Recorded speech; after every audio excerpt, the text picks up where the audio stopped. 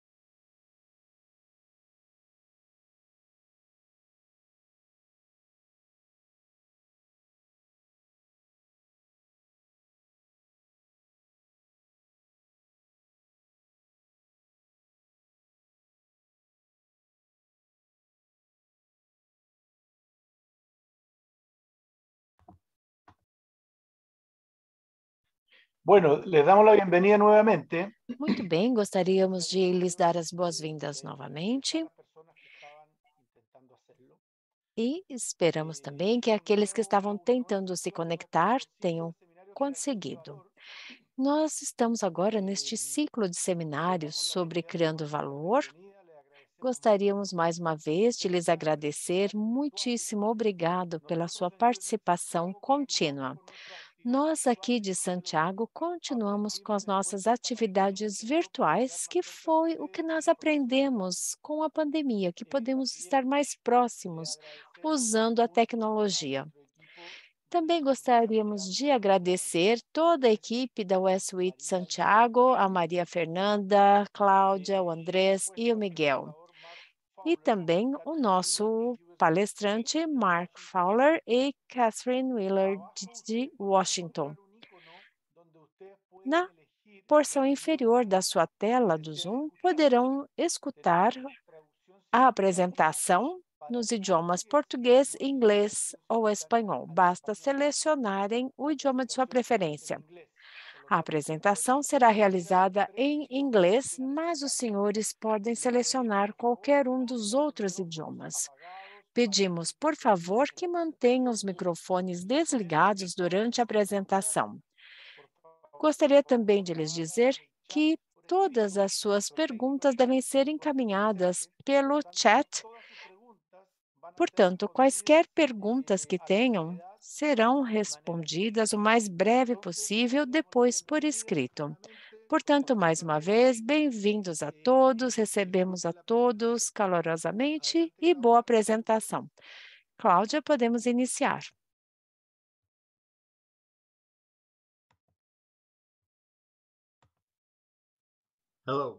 Olá, bem-vindos a esta edição do webinar técnico da US Suite sobre criar valor. Sou Mark Fowler, sou vice-presidente de serviços técnicos globais para a US Suite Associates e baseado em Arlington, na Virgínia. Este episódio é o primeiro de uma série de 2 que vamos falar para a redução da contaminação microbiana e condicionamento do trigo.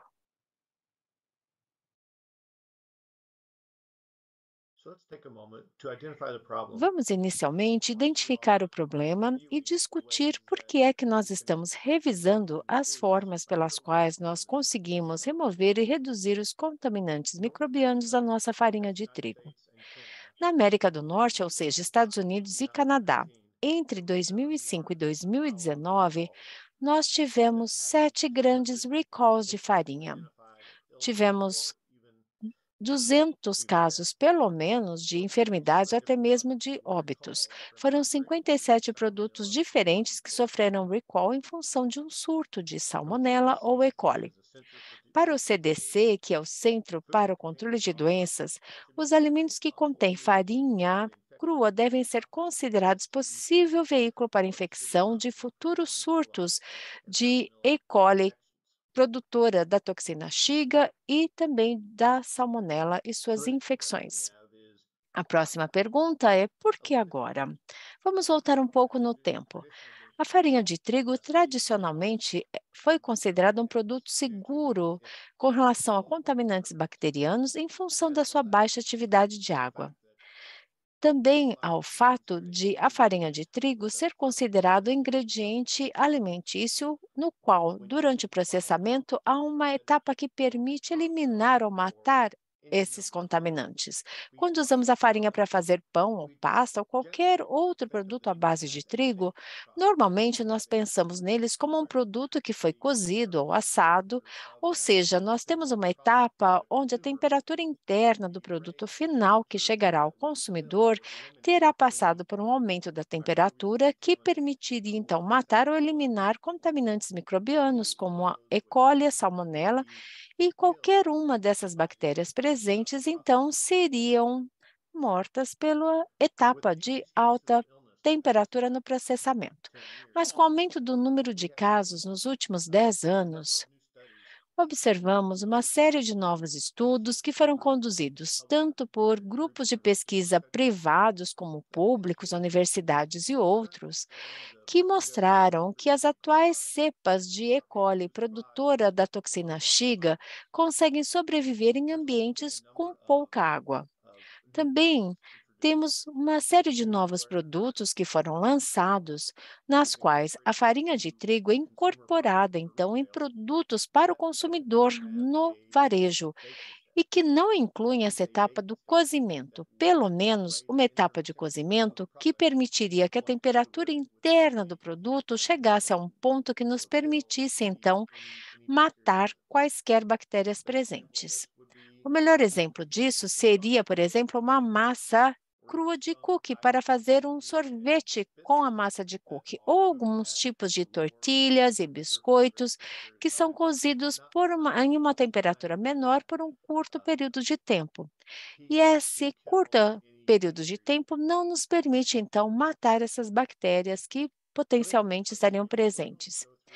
Nesta apresentação, vamos falar sobre várias etapas: prevenção, mitigação, sanitização e, claro, ao final nós teremos a sessão de perguntas, o que nos permitirá, então, mantermos um diálogo. Vamos falar sobre prevenção de 2 formas diferentes. Muitas vezes, quando nós falamos sobre contaminantes microbianos, na farinha de trigo especificamente, nós estamos nos focando na vomitoxina ou DON tradicionais, que são causadas, então, pelos grãos de trigo infectados pelo fusário. Nesta imagem, podemos ver, então, o impacto que o fusário ou a giberela tem nos grãos de trigo. Vejam, então, aqui a imagem de grãos saudáveis e aqueles que sofreram impacto do fusário. Vejam que os que foram impactados têm uma cor rosada. Quando nós falamos agora dos contaminantes microbianos ou bacterianos na farinha, nós podemos analisar isso de duas formas diferentes. Podemos pensar, então, nos grãos de trigo impactados pelo Fusarium e o DOM tradicional, e podemos pensar na eliminação física do grão. Mas, se nós pensarmos nas especificações do trigo, podemos especificar o máximo de 2 partes por milhão de DOM no trigo importado.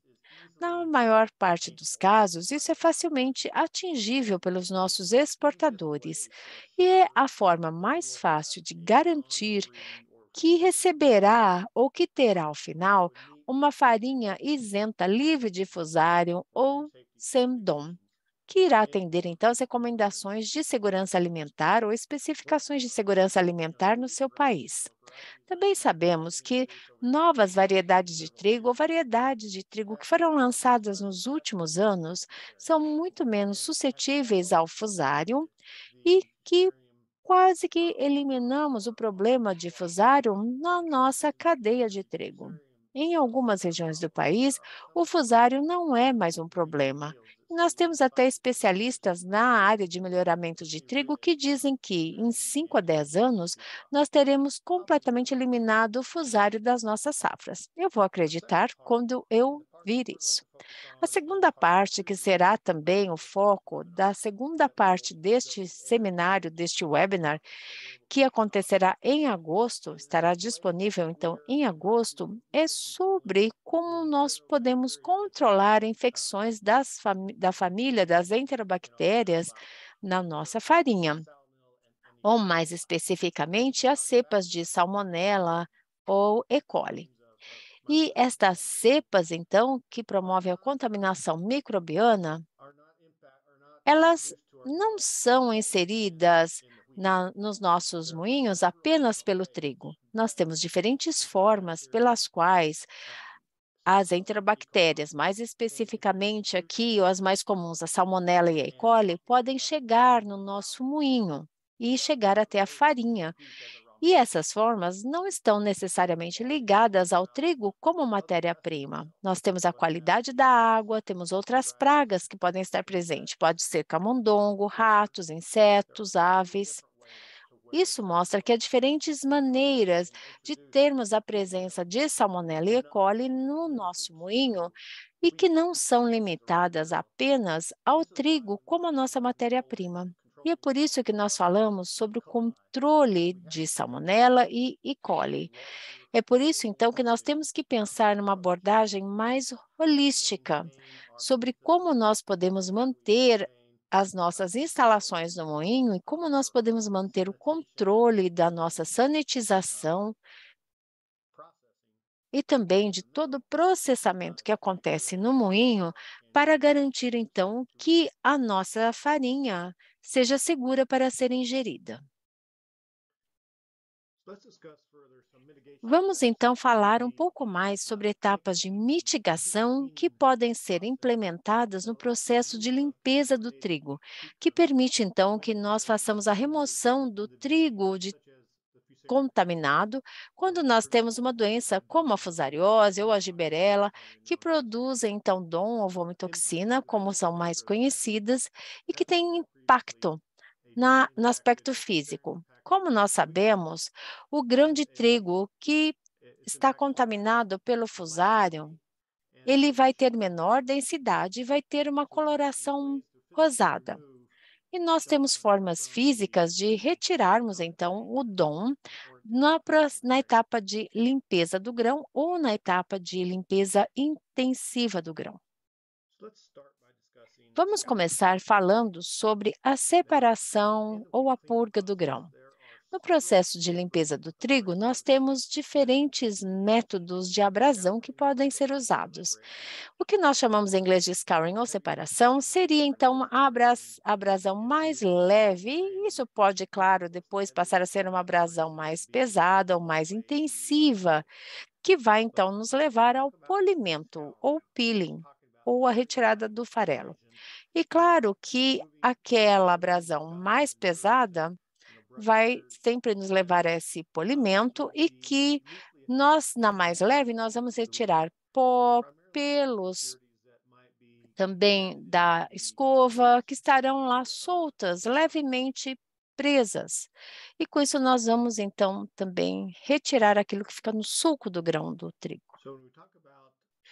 Quando nós falamos sobre a separação, e não interessa muito qual a intensidade, se é uma separação mais leve ou mais intensiva, se é o polimento. O que nós temos que lembrar é que essa etapa é literalmente um processo com duas etapas.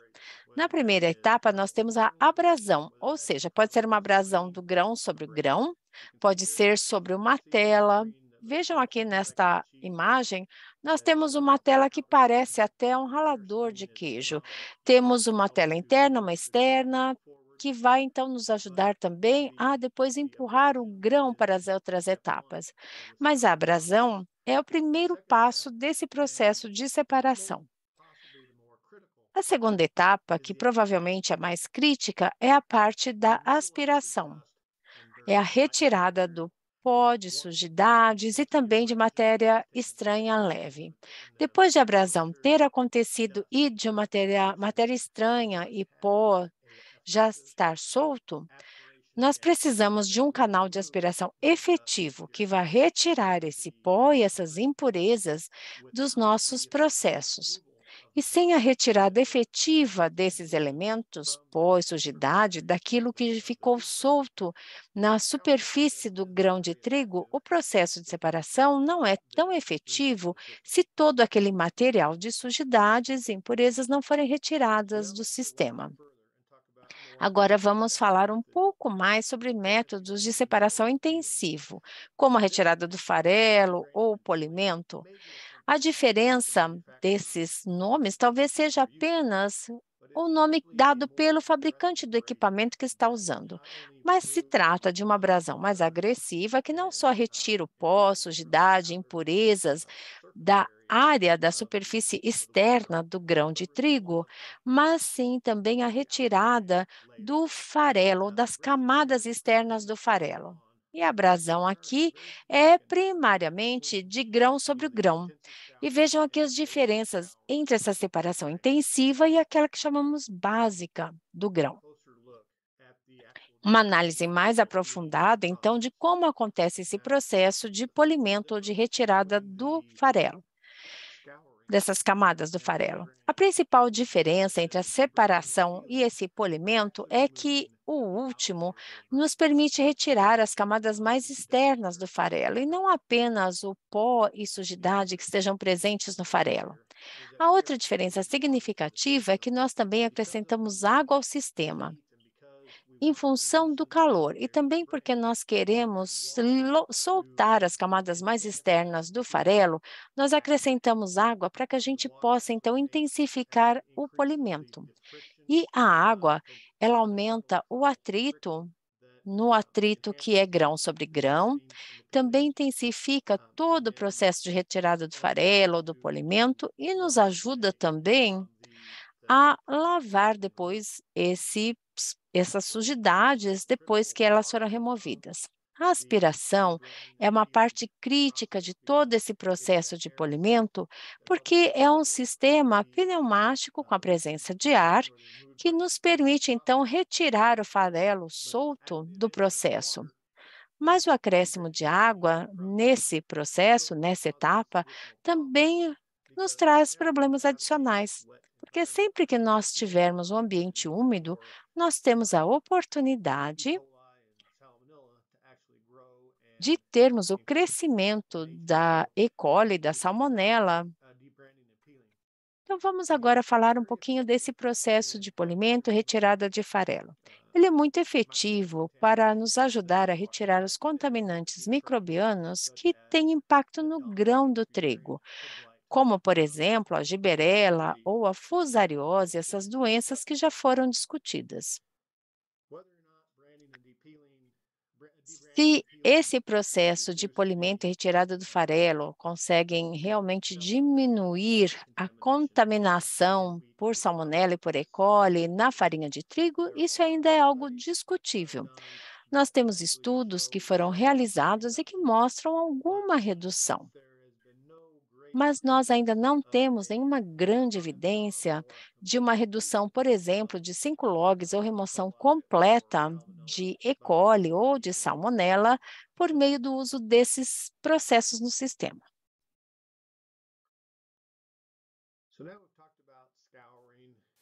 Bom, agora que falamos sobre separação, vamos passar à próxima etapa possível de remoção, que é através de densidade.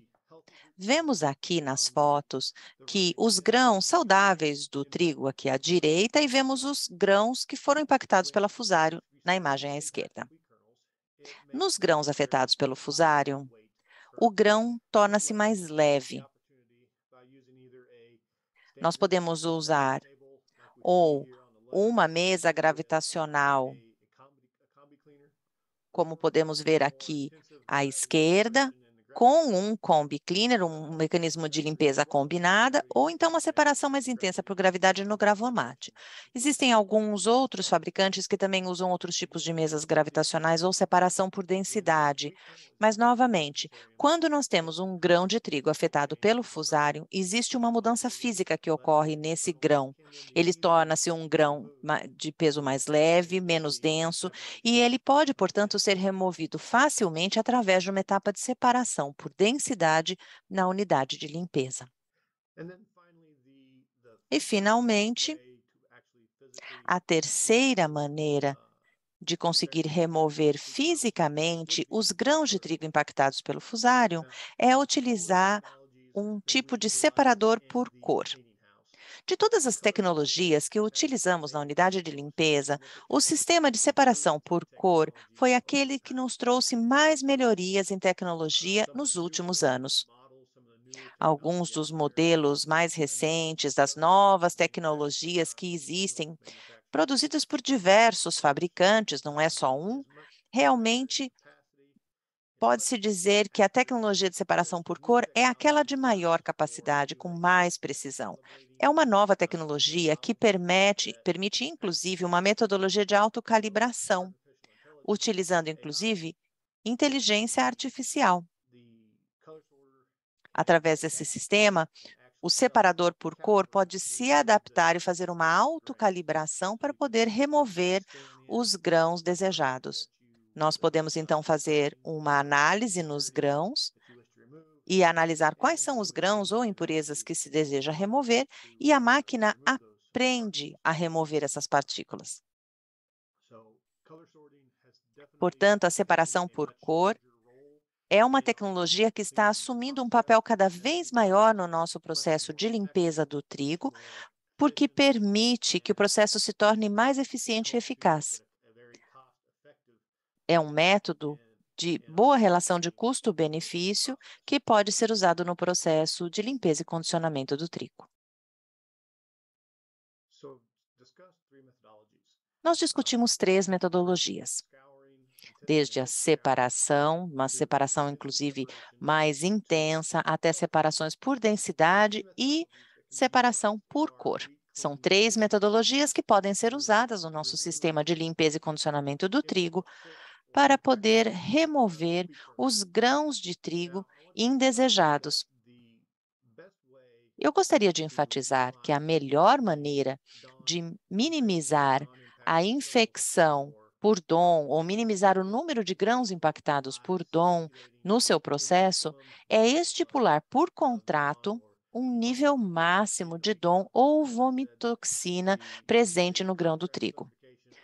Como eu disse, ter no contrato especificado, por exemplo, um máximo de 2 partes por milhão, é uma maneira muito simples de você conseguir atingir esse objetivo em várias safras, e essa é a melhor maneira de minimizar os níveis de DON no trigo que você recebe. Os desafios que nós enfrentamos ao tentar remover esses grãos infectados por DON é que ele concentra esses grãos impactados pelo fusário no farelo e também naquilo que é trazido para o moinho. Portanto, para qualquer tipo de contaminante microbiano que nós temos que remover por meios físicos, né? Você tem que fazer essa remoção por meios físicos. Então, se nós simplesmente concentramos esses contaminantes, nós podemos colocar esse problema do lado da farinha e não do subproduto. Então, os níveis de DON, de contaminação microbiana, ficam mais limitados, porque no caso, por exemplo, de ração animal, eles têm um impacto na saúde do animal. Então, dependendo da espécie, existem especificações específicas de níveis de DON. Então, por exemplo, para suínos é um máximo de 5 partes por milhão, em caso de gado, até 10 partes por milhão.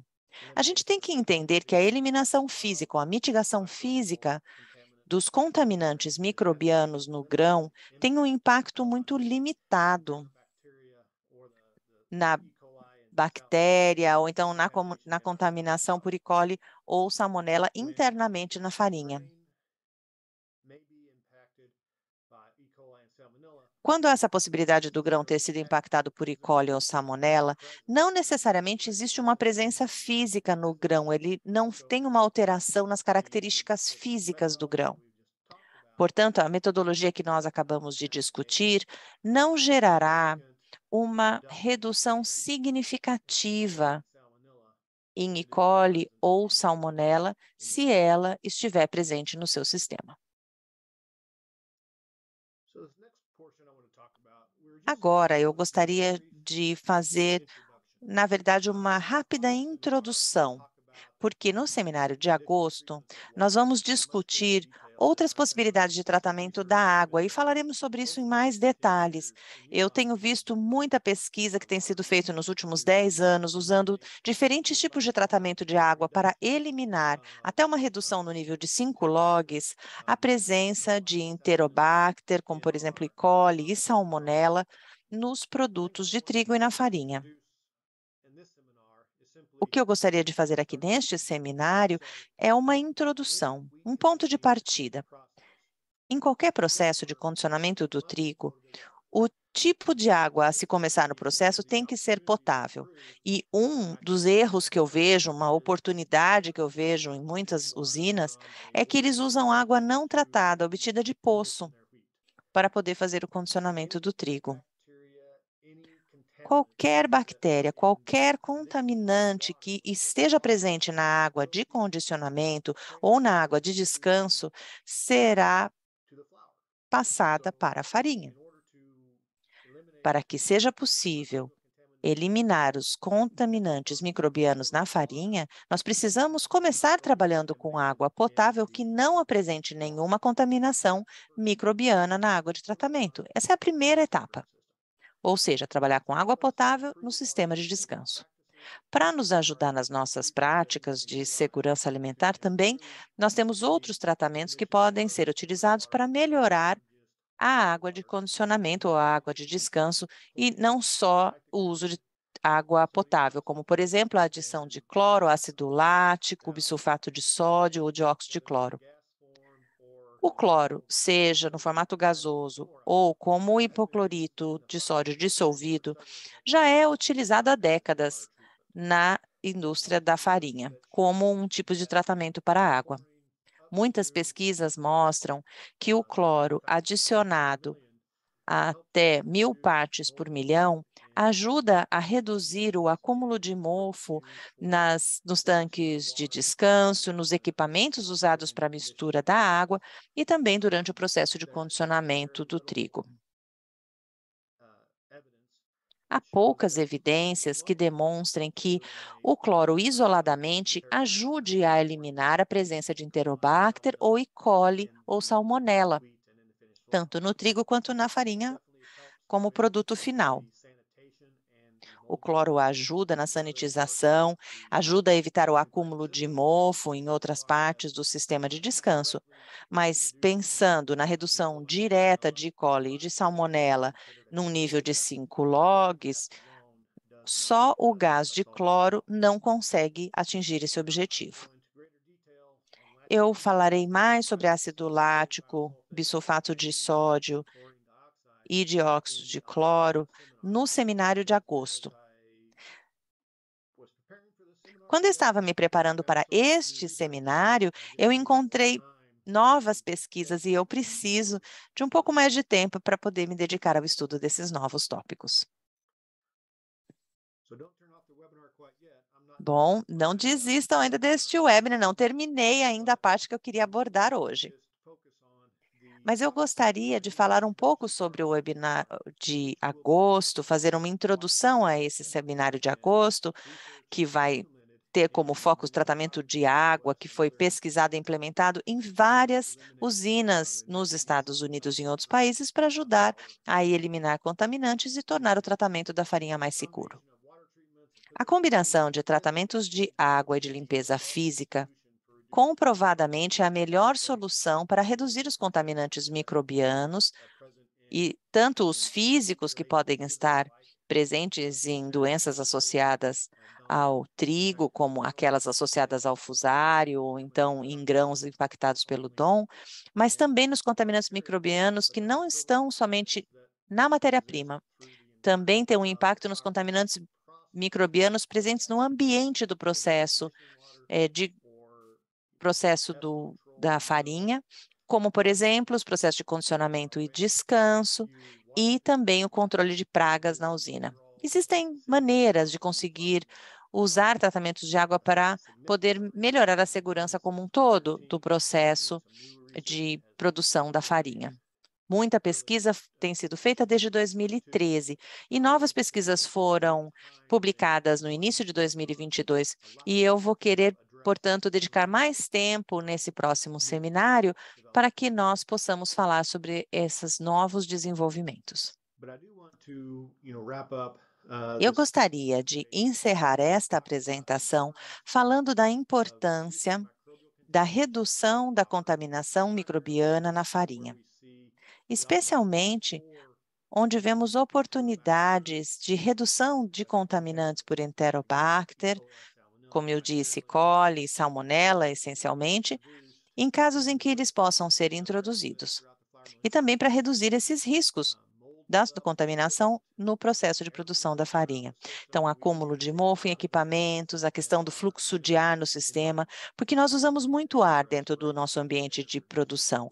Usamos ar para aspiração, para controle de pó, para poder transportar o material de um ponto A para um ponto B. Nós usamos muito ar no sistema. Qualquer tipo de impacto ambiental que ocorra gera a possibilidade de contaminação do produto com bactérias ou com contaminantes microbacterianos.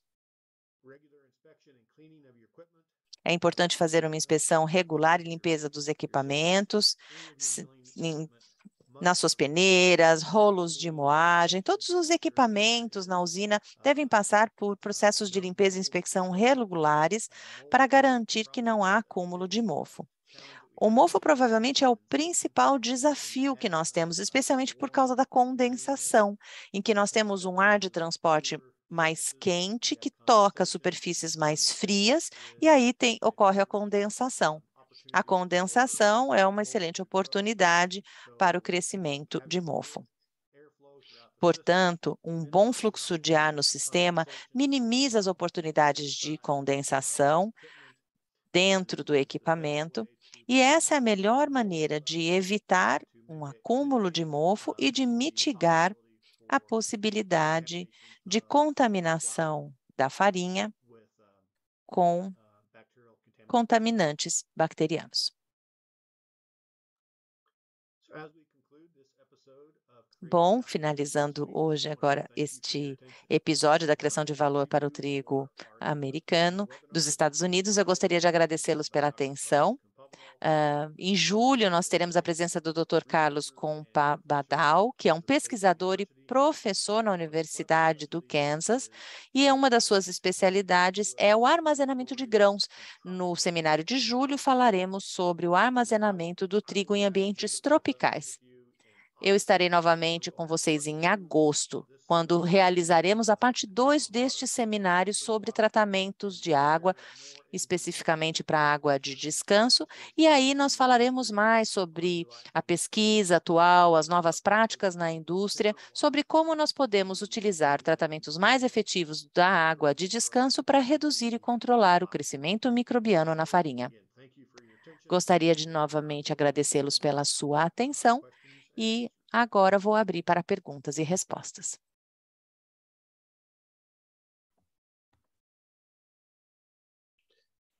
Bueno, muchísimas gracias, entonces. Muito bem, muitíssimo obrigado a Mark Fowler pela sua excelente apresentação.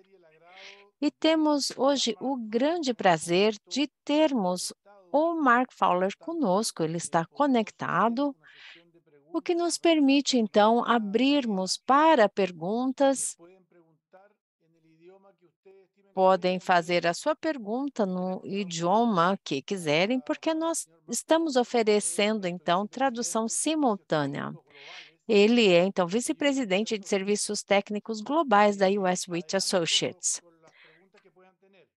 Bem, podem seguir com as perguntas que possam ter.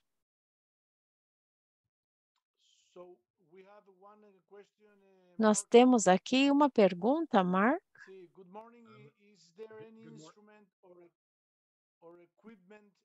Será que a pergunta é se há algum instrumento ou equipamento que consiga, então, combater no tempo real a atividade de gorgulhos nos silos de farinha ou de trigo? Bem, se estivermos falando de detecção, o melhor método, então, para detecção de atividade de insetos em silos são cabos de temperatura. Oswaldo, você vai traduzir isso?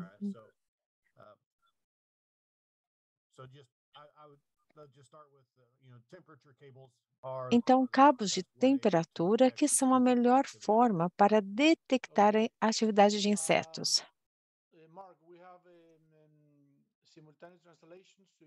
Mark, nós temos interpretação simultânea, portanto, pode responder sem ter que parar. Então, eu vou continuar respondendo. Eu estava esperando que nós tivéssemos hoje interpretação consecutiva. Eu não sabia que havia tradução simultânea. Então, continuando a resposta, atividade de insetos vivos e a sua detecção em silos é feita pela temperatura. Quando os insetos se procriam, eles vão então criar pontos de temperatura mais alta dentro do silo. Portanto, a melhor forma, e eu diria até que a única forma, com exceção da coleta de amostras no seu silo, quando a gente então vai fazer a movimentação dos grãos de um silo para outro, a única forma de detectarmos a atividade de insetos é por meio da temperatura. Eu diria que no ambiente tropical, e nós vamos discutir mais isso no mês que vem com o professor Carlos, que é então um especialista, falando que nos ambientes tropicais é importante fazer um rodízio do seu trigo a cada 30 a 35 dias, se houver essa preocupação com a atividade de insetos e também fazer todo o processo de fumigação.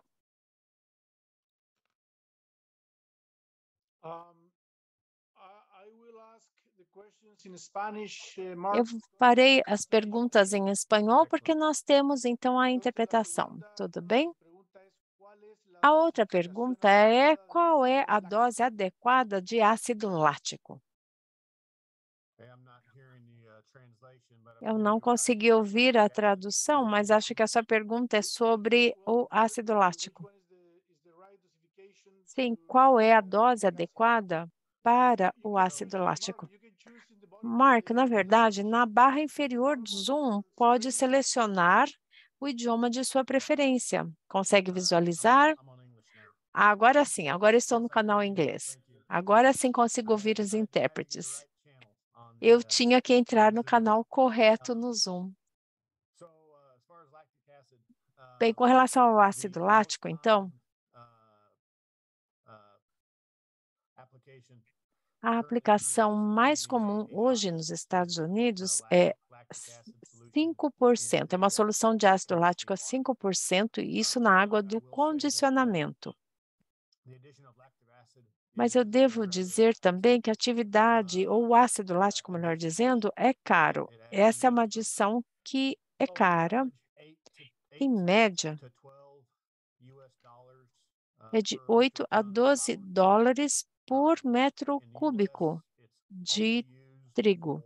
E nos Estados Unidos, nós aplicamos o ácido lático apenas quando nós consideramos que aquela farinha é segura para a ingestão. Então, é 8 a 12 dólares por tonelada cúbica, melhor dizendo.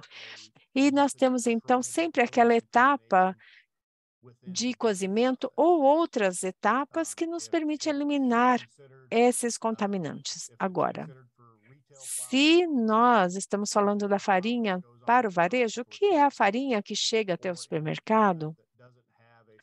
Ou algum produto que não passe pela uma etapa de cozimento durante o seu processo, aí nós teríamos que fazer também uma outra medida na água do repouso usando ácido lático ou outros produtos químicos. Eu vou entrar em mais detalhes sobre isso no nosso webinar de agosto, porque muitas pesquisas foram feitas e eu não consegui reunir todas as informações, ou melhor, passar todas as informações que estão disponíveis neste webinar que acabamos de assistir, mas principalmente naquela farinha que está pronta para consumo, e aí nós temos que pensar na água do condicionamento. Muito obrigado. Agora temos Rony Vega, que faz a pergunta: que outros benefícios nós temos com o polimento, com a perolização, na verdade, ou no polimento? Será que nós podemos melhorar a capacidade do nosso moinho? Essa é uma ótima pergunta. Ele está perguntando, na verdade, sobre o peeling, que é o polimento mais intenso. Eu, pessoalmente, não sou uma pessoa que dá tanto suporte a esse polimento mais intenso no moinho, o peeling, porque o desafio nesse processo é que o trigo tem aquele suco, e 40% ou mais do farelo, ele está interno a esse suco do grão de trigo.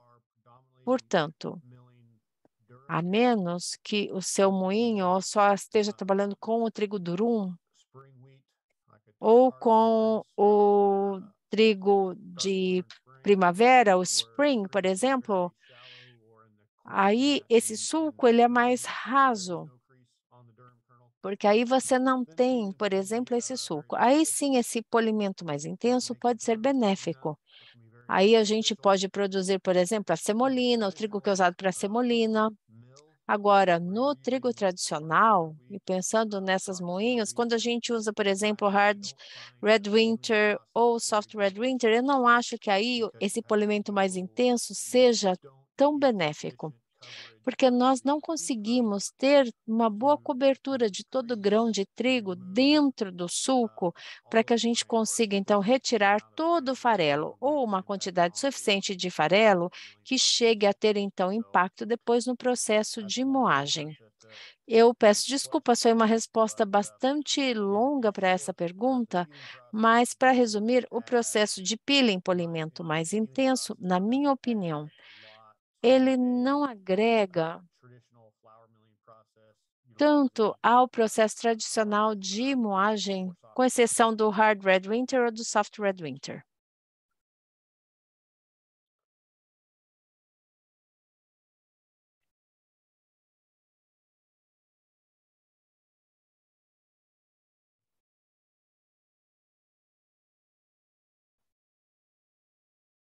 Osvaldo, you're muted. I'm not sure if the translator's hearing you or not. Osvaldo, você está mutado, acho que é por isso que ninguém está ouvindo nada. Desculpe, a próxima pergunta é de Recalde. Vou fazer em inglês, porque ela está escrita já em inglês. Agradeço pelas informações sobre o processo de fumigação. Poderia nos passar qual é a melhor concentração de fosfine para fumigação, uma contaminação média de trigo semi-duro, semi-hard ou o trigo soft? Você poderia me mandar por e-mail essa pergunta? Porque eu realmente não trabalho com fumigação há muito tempo, realmente. Faz tempo que eu não tenho trabalhado com fosfina, então eu não saberia de cor qual é a concentração adequada. Eu peço que me envie essa pergunta depois por e-mail, Osvaldo, e depois eu faço a consulta e retorno com a resposta até o final da semana. Eu peço desculpas por isso. Obrigado, Mark. Não precisa se desculpar. Bom, vamos enviar a informação para você, Hector, nos próximos dias. É realmente uma pergunta bastante específica sobre a concentração específica para a concentração de fosfina. A próxima pergunta é de Stalin Roldan. Qual é a dose máxima de cloro que pode ser usada na água de condicionamento antes que afete a qualidade da proteína do trigo?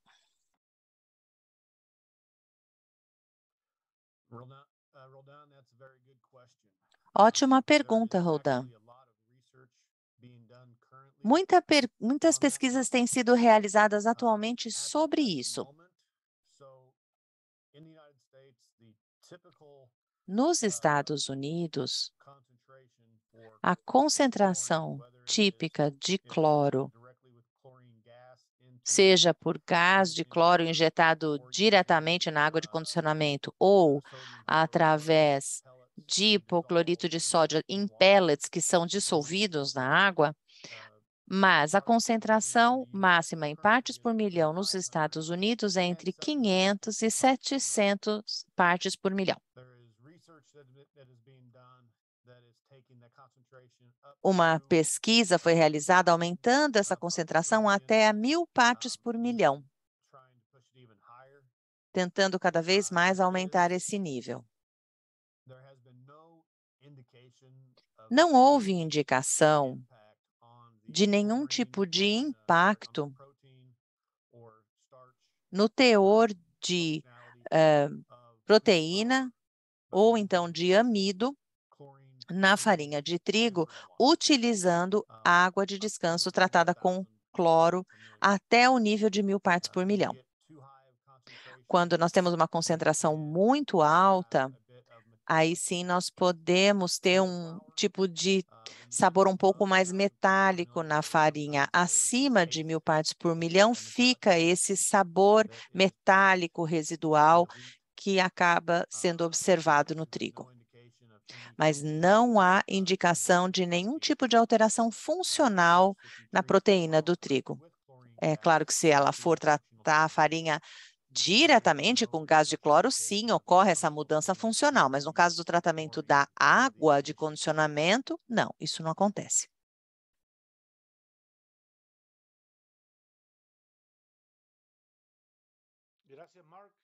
Muito obrigado, Mark. Temos uma outra pergunta de Cláudio Alberto, que acho que é o Cláudio Alberto Canepa.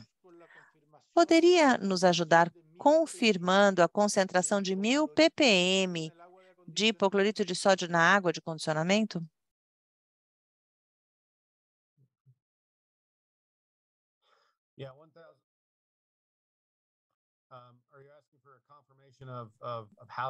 Imagino que estejam pedindo a confirmação no sentido de confirmação do teste. Não, é uma confirmação no sentido de se é possível utilizar uma concentração de 1.000 ppm de hipoclorito de sódio na água de condicionamento, se essa informação está correta. Você está me perguntando que esse nível é adequado? Eu diria que esse é o nível máximo, que atualmente está sendo utilizado em alguns moinhos nos Estados Unidos. É mais comum observar o uso de níveis entre 500 e 700 partes por milhão. Esse é um nível mais comumente usado. Mas alguns moinhos têm tentado aumentar esses níveis, chegando até 1.000 partes por milhão. E eles usam um teste rápido na água de descanso para poder indicar essa concentração.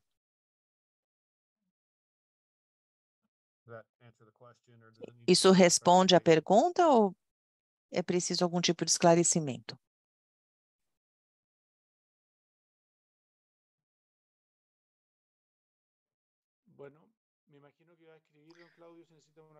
Bom, imagino que sim. Cláudio, por favor, nos indique se precisa de algum esclarecimento. Daniel Solorzano pergunta: é possível estimar a perda nutricional por ataque de insetos ou fungos no grão?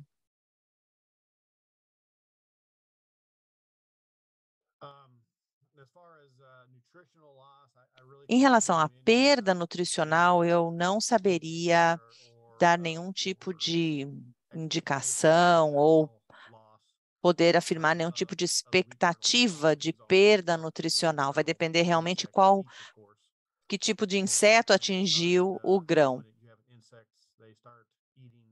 Tem insetos que começam a comer, por exemplo, a parte do germe primeiro do grão, que é a parte mais doce. E acho que os insetos preferem essa parte. Como todo mundo, acho que eles gostam de coisa doce. Agora, do ponto de vista de funcionalidade da farinha, esse dano causado por insetos normalmente não atinge a parte interna do grão. Então, eu diria que realmente vai depender do tipo do inseto, porque cada um pode ingerir partes diferentes do grão. Não consigo dizer, portanto, se há ou não realmente um impacto em perda nutricional. Depende do tipo de destruição desse grão. Então, mas existem maneiras de fazer o controle e a remoção dos insetos, tanto do grão como também da farinha. Mas, infelizmente, não sei dizer qual deveria ser o impacto em termos de perda nutricional. Gracias, Mark. Muito obrigado, Mark. César também gostaria de saber a informação da fumigação, enviaremos a você depois. Fred Zapata pergunta. Então, ele diz ao Mark o seguinte: nessa segunda limpeza, ajudaria a ter um polimento duplo para reduzir a carga microbiana a T1 ou B1?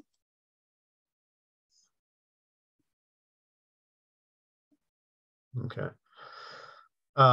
The scouring, of course, design of a cleaning house is a Quando nós very fazemos o projeto de uma unidade de limpeza, nós acabamos fazendo muitas escolhas pessoais. Não existe uma única maneira, uma maneira fácil de fazer esse tipo de projeto. Na maior parte das vezes, o polimento, depois do condicionamento e do repouso, não tem um impacto tão grande. Quando nós adicionamos a água ao grão, qualquer tipo de pó que esteja presente nas camadas externas do grão acabam sendo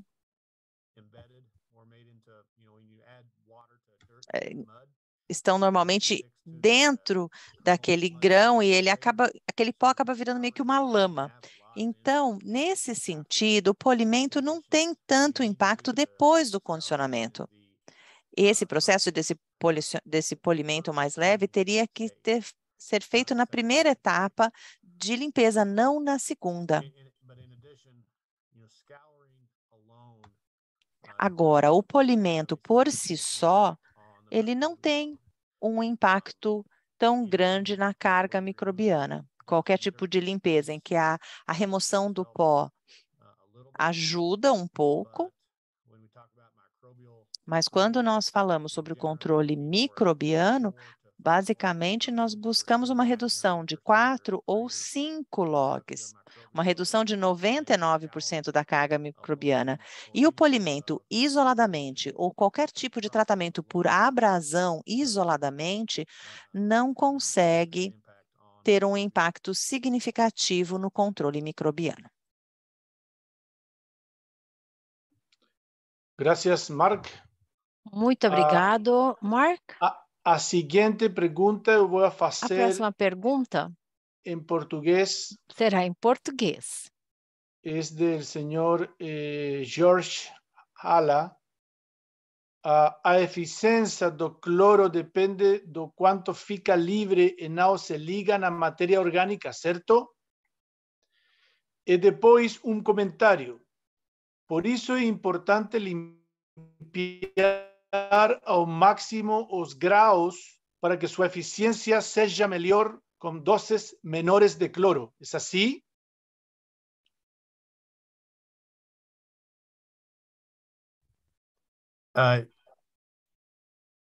Yes, I believe if I Sim. understand the question, Se eu entendi a pergunta corretamente, a pergunta é sobre o impacto do cloro na matéria orgânica e quanto isso tem impacto, certo? O que eu diria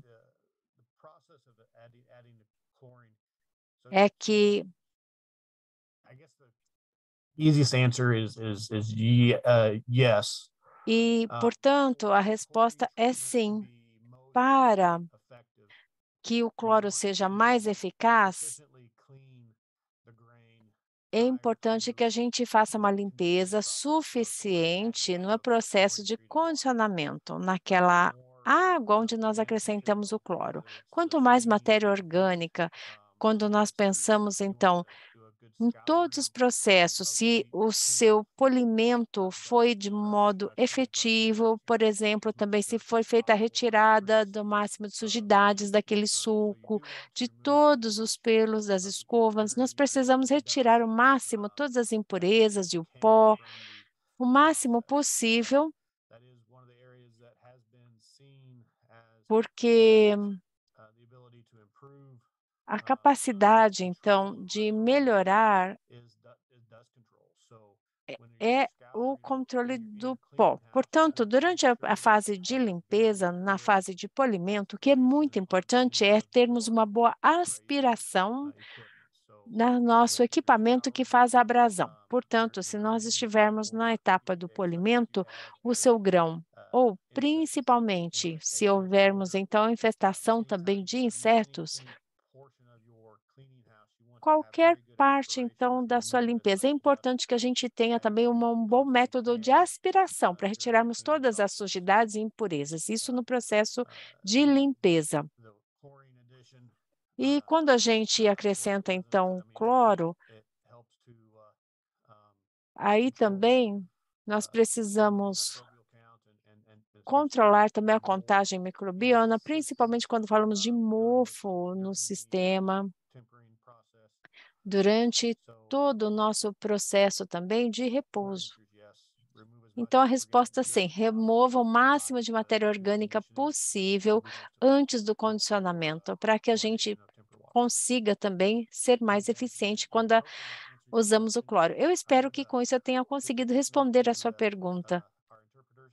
E também, só com relação à interpretação, eu estava ouvindo duas vozes, é por isso que eu fiquei confuso. Se pudermos manter apenas a interpretação do português para o inglês, talvez, não é? Com as equipes separadas. Houve apenas uma mistura aqui de canais por um momento. Acho que a resposta assim foi dada. A próxima pergunta vem de Ximena Romero. E ainda seguimos com o mesmo assunto.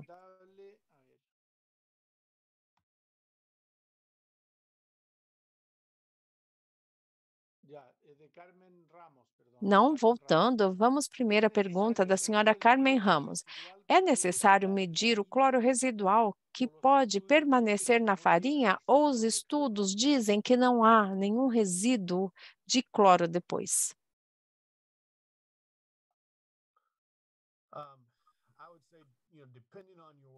Eu diria que vai depender do seu portfólio. Quem são os seus clientes? Quais são as exigências do seu cliente com relação ao teste no produto final?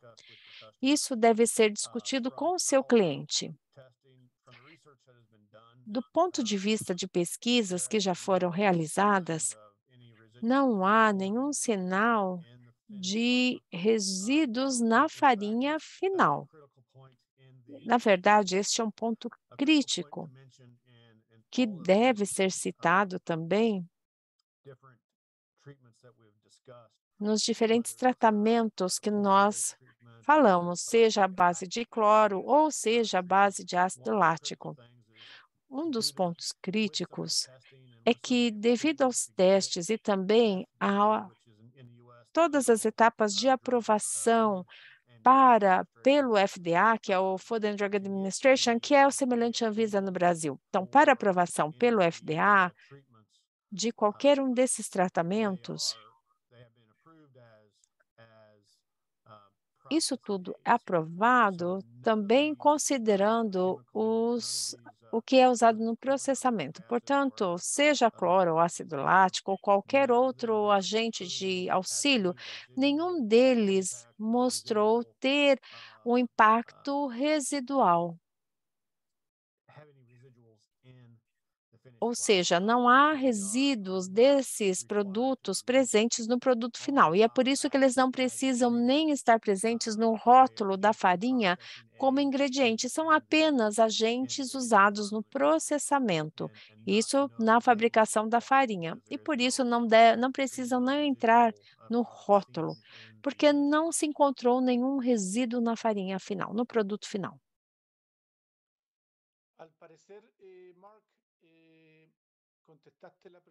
Mark, acho que sim, foi respondida a pergunta anterior em português, porque o nosso convidado, George Halla, nos agradece. E a última pergunta que temos por enquanto é da Ximena Romero. É recomendável agregar água ao polimento para que a gente possa diminuir a carga microbiana? Não. Durante o processo de polimento, ele é mais eficiente quando o processo é feito a seco. Eu não recomendo o acréscimo de água como agente de limpeza.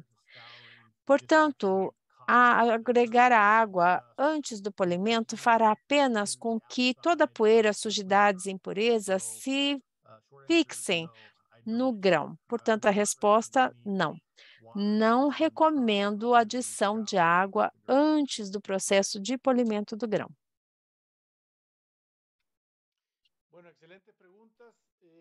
As perguntas foram excelentes, as respostas também foram muito boas e, portanto, nós depois enviaremos as respostas sobre a fumigação e a concentração adequada de fosfato ou fosfina, e queremos agradecer ao senhor Mark Fowler pela sua presença, pela apresentação, e também queremos agradecer a todos os participantes por participarem, por estarem conosco. E lembrando, se tiverem mais alguma pergunta, ou dúvida ou comentário, por favor, nos envie um e-mail para o nosso escritório em Santiago, e claro, nós responderemos com